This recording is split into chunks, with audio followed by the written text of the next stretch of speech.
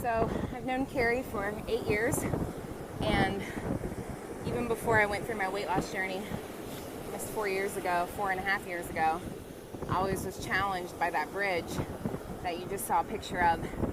And today is the first day I've conquered running it, and I cannot tell you how exhilarating this was. The run wasn't that long. I've run much longer than that before, but it was the challenge of the bridge. And I guess I'm just excited because it's not about